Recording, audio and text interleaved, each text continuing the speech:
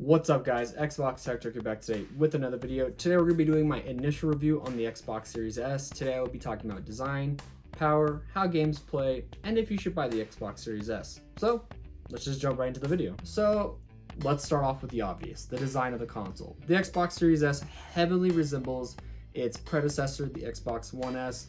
It takes the robot white look, it takes the fan on one side with a nice solid matte white finish on the other side. And the front almost looks the exact same, minus the disc tray, unless you own the Xbox One S All Digital Edition. The back and the sides all include the vents and fans, as well as all your ports for your plugins. And the bottom is just a nice piece of solid white with a vent and a little feet, should you choose to sit the Xbox Series down like this. I for one like to stand it up like this, just with the overall vent facing you while I'm playing. It's a simple, clean design that I love. And I think that they were really well at making this the smallest console ever. It is a very tiny little guy, but it also has a lot of good features that I love. So with design, how does that work in terms of the power that's in the console? Well, let's first start off with heat. The Series S actually stays relatively cool throughout the entire gameplay process. I've played games like Black Ops Cold War, Halo MCC, Cyberpunk 2077, and through those games where they're really trying to use up as much of the power on this console as possible, it stayed relatively cool. The only area that got hot was obviously the fan, which is what you want. This is what this is for, to get all the excess heat out of your console and keep the rest of it nice and cool, which I have felt around everywhere from the front to the bottom, the back side, as well as where all the vents are. It has stayed completely cool. No heat besides maybe right here, but that is right beneath the fan, and it's not like super hot. It's just like, okay, it's warm. But overall heat comes from this fan, which is what you want with this type of console, and it's what I would expect from the Xbox Series X, with the top vent being the hottest part of the console. But that is exactly what you want with these types of things. Now, as far as power, the Series S is still the weakest console in terms of the One X and the Series X. It only houses 4 teraflops of power, a 512 gigabyte solid state drive, and it has no optical drive, so there's no way you can play 4K physical media on it. It does, however, still have 4K digital movies. It has a ray tracing, solid state drive, and all that other fun jazz. So it's not a weak console in no regards, it's just not the most powerful out there. So in terms of games, like I said, I've played Black Ops Cold War, Cyberpunk, and Halo MCC, and all of those games have performed really well, especially Cyberpunk 2077, which is having so many problems with textures and glitches. Besides the glitches that the console itself can't fix, the overall game looks fantastic for only running at 1080p. I have it running at 1080p and I have it locked at 60 Hz, so I'm not running anything crazy. I have played at 120 frames per second. While it is fun, me personally, I don't like to, stay at that larger mark because I feel like I'm sacrificing a little too much just for higher frame rates. So I stick with the 60 Hz per second. Besides that though, like I said, all the games I have played flawlessly besides the small glitches from Black Ops Cold War, which I'll mention a little bit later. The frame rate stays pretty much locked. The only time I have a weird frame issue is with Black Ops Cold War's menu. I have my monitor set to where it is using VRR with the console, so I can kind of get an idea of what the console's overall frames are doing. And it's weird with Black Ops Cold War's main menu. It's rapidly jumping between 48 Hz and 60 Hz. It just sits there and blinks like so crazy. But then when I get into like games or play the campaign or zombies, it's locked at 60 Hz. There's little to no frame issues. I don't understand the problem, but then again, I'm not a specialist. So I'm going to briefly talk about accessories. The only real accessories I've used with this console are a 4 terabyte external HDD from Seagate. This works exactly how it works on the Xbox One S or One X. You just plug it in, format it to the console, and from there you're able to access all your other games and store new games on here. You cannot, however, play Xbox Series X and S optimized games off of this because it works with the solid state drive, and this does not. So you will, however, have to opt for the storage expansion card made by Seagate that is running for $219.99. It's very expensive, but with the Series S, it's very necessary. The only other accessory I've been using is a Rig 500 Pro HC helmet, headset, my apologies. But with that though, it's nothing like crazy. It plugs right to the controller like normal, and from there you're good to go. So it's not something I'm going to super talk about. But as far as the accessories that were on the Xbox One, they all work flawlessly with the new consoles. I've had no problems, no issues that you may think of. So yeah, with accessories, you are good to go from Xbox One to the Series X or S consoles. So now I'm going to talk about the controller. This controller, it may be a small upgrade from any of the other Xbox One controllers. The biggest changes are going to be the textured grips and bumpers, the share button, as well as the hybrid D-pad. And it's just a tiny bit smaller, but it fits more comfortably in people's hands, or at least in my hands. While this is such a small change, I've actually grown to fall in love with this controller. Don't mind that, that's a Bluetooth speaker. With this controller, I have completely fallen in love with it. It is a great addition, not addition, but more of a great new controller to the family. More people would say it's nothing crazy from the Elite Series 2, which is obviously true because the Elite is Elite for a reason. But I, for one, however, have fallen completely in love with this controller, as I've said for the past 3 times.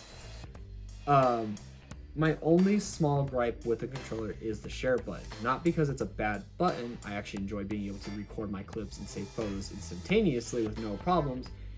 It's just where it's positioned kind of bugs me in terms of when I'm in the middle of gameplay. There's been so many times where I'm playing Call of Duty going crazy and I'm like, oh, that was a cool little kill I got. And I'll go to hit the share button and instead I'll hit the pause button, or vice versa. I'll go to pause and hit the share button and it messes me up because I'm so used to just hitting pause, putting the controller down. So instead I'll hit what I believe is the pause button, but in reality is the share button, put down real quick, realize the game is still going, then go, oh crap. It's super small, nothing major, nothing that anyone should really worry about. It's more just a small problem that I've had. I haven't actually heard many people have that same issue, but it's something small that I kind of feel like might need to be addressed, but maybe not. So that is pretty much the general overview of the Series S, its controller, the games, and accessories. I will be talking about the bigger features like Quick Resume in another video later down the road. But first, let's talk about, should you buy the console? Are there any glitches or bugs you've been encountering? And my overall thoughts on it. So we'll start off with, should you buy the Series S? Well, it depends. The Series S is a great console and it's definitely a current gen, piece of hardware.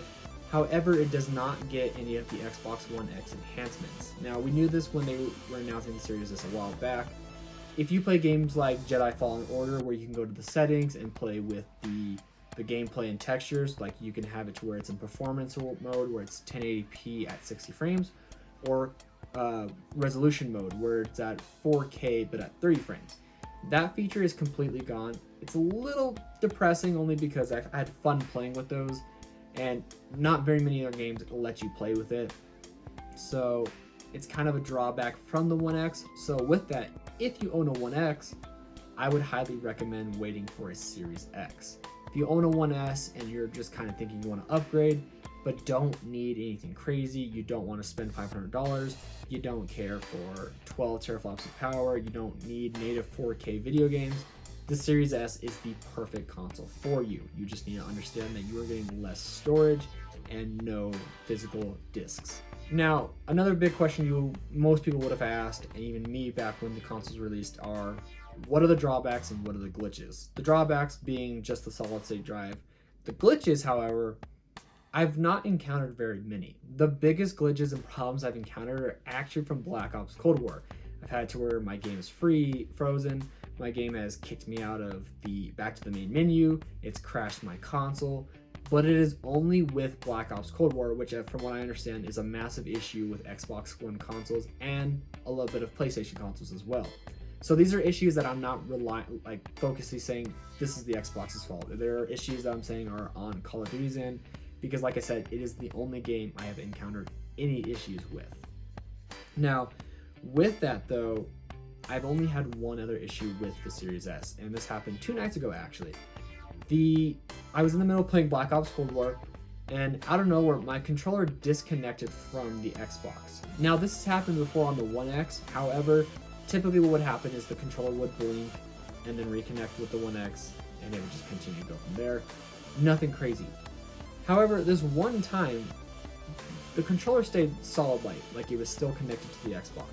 But no matter what I did, no matter how many inputs I put on the controller, nothing would change for me on screen or for the Xbox. I couldn't go to the home. I couldn't run around. I could talk to my friend because I was using a Bluetooth headset. But besides that, nothing else was working, no matter what I tried. I even grabbed a different Xbox controller because I do have the Robot White Series S controller, and still nothing. It connected to the console just fine. It would not resync, however. I had to completely restart the Xbox for it to finally reconnect and work perfectly. Again, I was playing Black Ops Cold War, so it could have been a glitch with the game. I don't know however, because typically most of the glitches I've encountered have still allowed me to have some sort of connection with the console besides when it shuts it down. So I don't know for sure how big of an issue that is. If it happens again, I will let you guys know. But besides that, it's been flawless. So with that, what are my overall thoughts on the Series S? My biggest thought on it is it's going to be one of the most underestimated consoles of this generation. It's small, it's quick, it's not powerful, but it's strong. It is well balanced between the old generation and the new generation. My only drawback I have with the Series S that I've mentioned is the 512 gigabyte SSD, because in all reality, with the system operation stuff on it, it's only around 384, and with games like Black Ops Cold War and Halo MCC, and I'm assuming Halo Infinite in the future, these are going to be really big games that you're going to need more storage with. But with that though, the Series S is a solid 9 out of 10. If they could increase the storage from 512 to 1 terabyte in the future, it might be the most perfect Xbox console I have ever played, until maybe the Series X once I get my hands on one. But that is it for today's video. Like I said, we will be talking about the bigger features in my next video. That is all for today. Thank you guys so much for watching. Have a good day.